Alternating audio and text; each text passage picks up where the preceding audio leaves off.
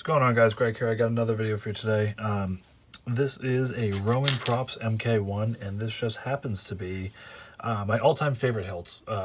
From top to bottom, it's perfection. It is just a stunning hilt. I love Obi-Wan Saber. I loved it in episode 3. I loved it in A New Hope. I love everything about it. I wish that Rey found Obi-Wan Saber in The Force Awakens. Like, there were so many things I wish, and I think Ewan McGregor did an amazing job as Obi-Wan. I really am dying to see a spinoff, and hopefully some red, spiky-headed character will make an appearance as well. Don't know what the hell I'm talking about, but you know. But yeah, Roman Props MK1.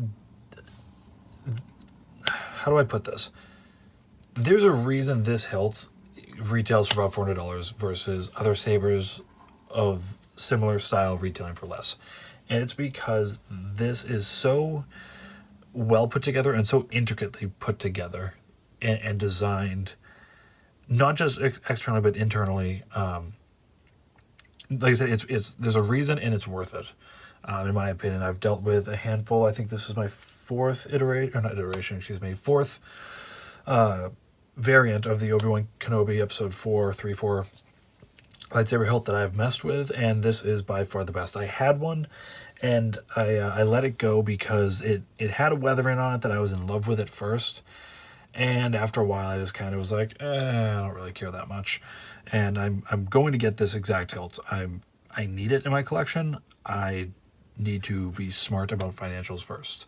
That being said, this is 18650 lithium-ion battery, nano biscotti V4, royal blue, white tri-cree LED, clamp card activation with the Darth Rio Padawan chassis in this. And I put a post on my page the other day.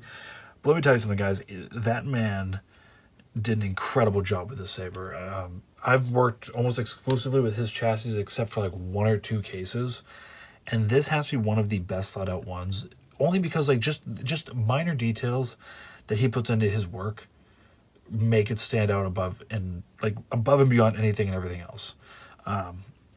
Rick, if you happen to see his video, seriously, like, you do incredible work. And as I put in my post, like, I do a ton of CAD work, having done engineering, and just like what this guy does is incredible. So that being said, let's get into the saber.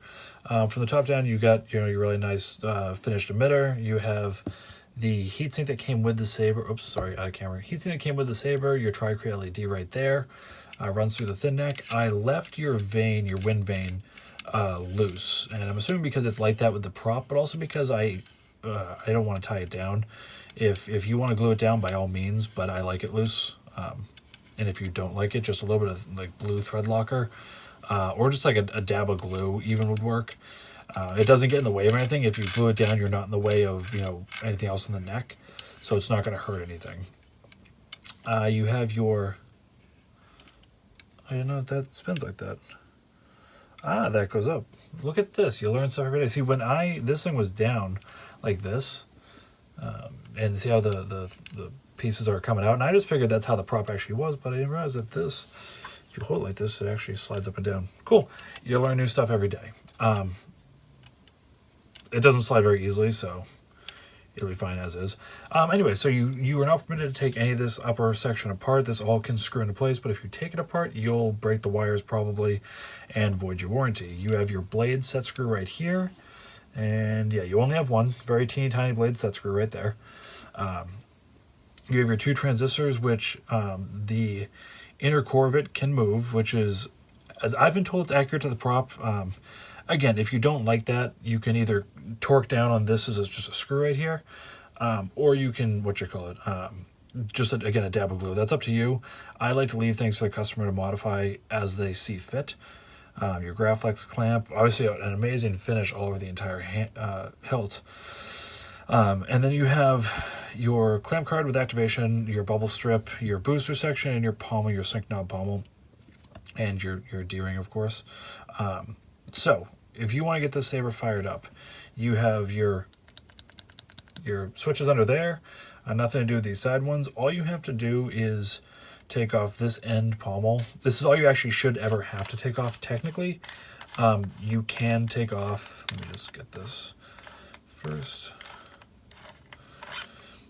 Because you can access your, let me get a pair of tweezers to point to this, your SD card right here, and you have a slider switch right here. And so that's all you ever have to take off unless you're charging the Saber. If you're charging the Saber, you want to put this here and then twist or untwist this here.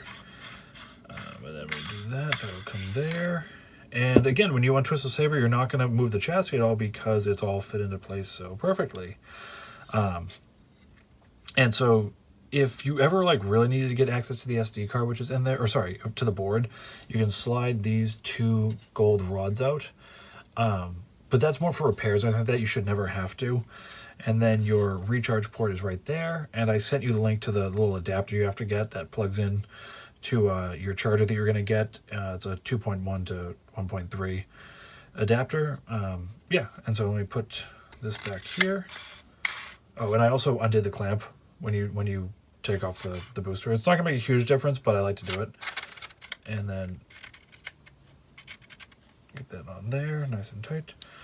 What's that? Oh, sure. And so yeah, switches right here. You get your switch, and all you have to do is just slide it. Hello there. And you will get your boot up sound. Oops, hold on.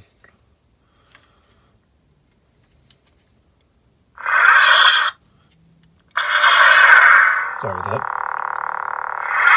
that. So every once in a while, if let me get this close first, and I'll explain what's going on with that. Why that just did that. So many threads. Okay, so I'm going to slide this off of here, and this might, or it's probably going to turn on, but it didn't. Okay, so your bubble strip had to be kind of not sanded down, but it had to be modified just a little bit because of the way it's set in here. So I kind of just made a little groove in these first couple bubbles. You can't see that it's there, but it allows for the switch to sit in. So don't remove the bubble strip, but if you ever accidentally do, the part that you can see just a little bit of shading on goes forward.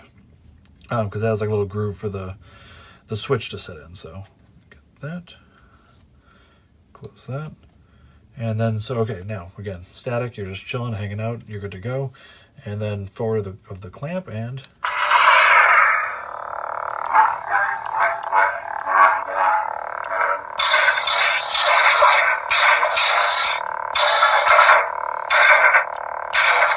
So... that font is Old Ben by K Sith, and just... awesome job to Keenan. He does incredible work, but this is one of my favorite fonts. Again, to go with my favorite Saber. But he did all those sounds. He created himself. There was nothing taken except for the boot sounds from the movie. He actually went in and recreated the Obi-Wan Kenobi lightsaber sounds, which was just incredible work. And I saw, because I'm buddies with him, and he was showing me the process of things he was doing to recreate it, and it was mind-blowing, the amount of research and time that he spent doing that. So seriously, kudos to him. So now if you want to swap fonts, press and hold, and you're going to do one of two things: go to mute mode or swap fonts. First beep is mute mode, which is what you saw earlier. Saber is still a function. You can still, clash like normal. And then press and hold to turn off. And then press and hold 2 beeps, change the sound font.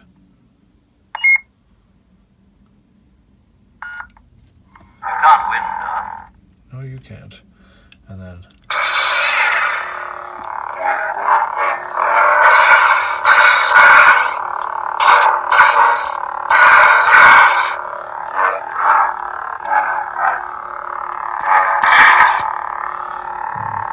I did...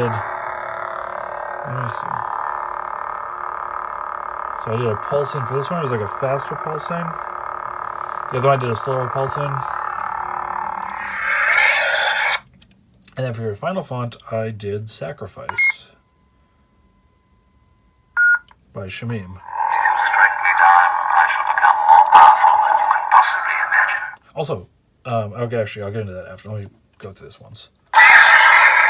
So you have a very broken font.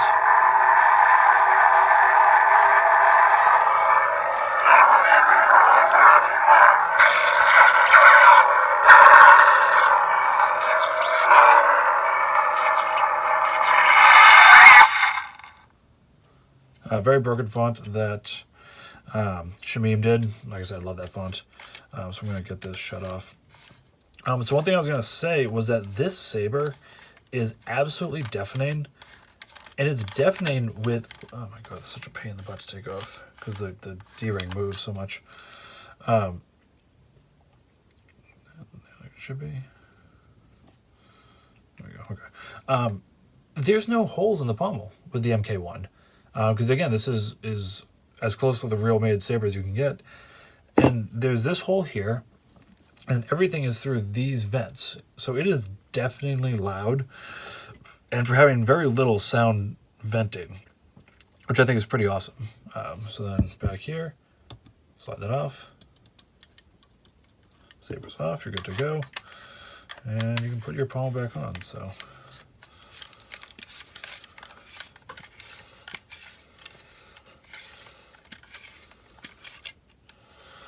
After that, you are good to go. You can adjust your pommel as you see fit. If you want to line this up a little bit better, because that'll still lock in place. So that's how it's normally hanging. So you do what you want to do. Now I'm just kind of messing with this. So like I said, you're gonna have to mess with this to get it exactly how you want it. But so you can hear your switch activation there. Sorry, I'm actually just kind of staring at this thing because I absolutely love the saber. But like I said, that is it. This was actually my May the 4th giveaway customer. As part of the deal, they kind of got a sped up process. And so, yeah, like I said, I hope you like this. I know that you needed this back for July, and we're getting it back for you a month earlier than that. All right. So, like I said, guys, thanks again, and I will talk to you guys later.